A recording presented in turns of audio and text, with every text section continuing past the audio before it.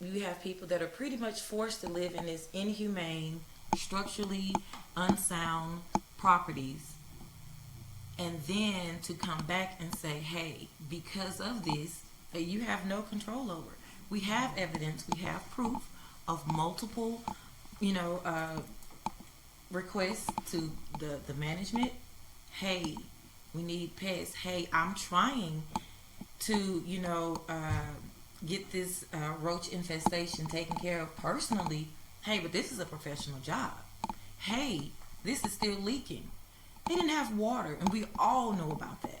So, my question is, when is the accountability going to be on the property owners, property management? We've gone through this. Right. And so now we have a mother who's taking care of her 3 children and doing the best she can. They don't see, hey, this is a licensed insurance representative. Right. They don't see, hey, she has gone to college. They don't see, her taking care of. What they see is her living situation and the condition of it. And making a judgment based off of that. And making a judgment based off that. And that is absolutely wrong. I would like to add that I told this officer I had one other option, that was go be on the street with my children. Last year I moved down here. I lost my home because my landlord wanted to sell a house. I was pushed out of my house. And when I moved down here, it was January 1st. The judge gave me grace to stay till after Christmas. January 1st, I moved down here 8 months pregnant. And I remember door dashing in the rain to make sure that my kids had $65 a day to stay in the hotel up the road. And when I was doing it, I couldn't even work. I couldn't go to work because I couldn't wait 2 weeks to pay the hotel. I carried water bottles, heavy groceries every day to make sure that they could stay in their hotel. I said I couldn't go into labor until I knew that they had somewhere safe to stay. And they called me to come stay there February 1st. When they called me to come stay February 1st, I remember being in my home in pain,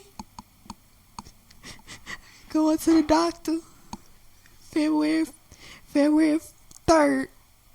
I believe it's February 3rd or 4th. And I went to Walmart. My blood pressure was really high. I ended up having my baby early due to preeclampsia. But I did this to say that the hotel that I stayed in was in no better condition than the apartments that I was living in. And when I say I fought to keep them down, I fought. And I could have easily left that apartment. Yes, I could have left that apartment, but where would I go with 3 babies, no transportation, and nowhere to go? Would I sit on the street with my kids and walk up and down the road and feed them that way or cook for them? I told them that would have truly been neglect. That would have been neglect. Or would I go back to a hotel to which I did not have the money or the means to afford after having additional expenses such as having to constantly buy things such as spray to try to manage to buy additional pots and pans to throw away, to keep buying food over, to keep buying things to remedy, additional water bottles and stuff to be able to wash our dishes, additional clothes because they closed the washing tier on us. Just making ways, paying the Uber to get to work, paying gas to use other people's car, paying everything to use other people's things because I don't have anything.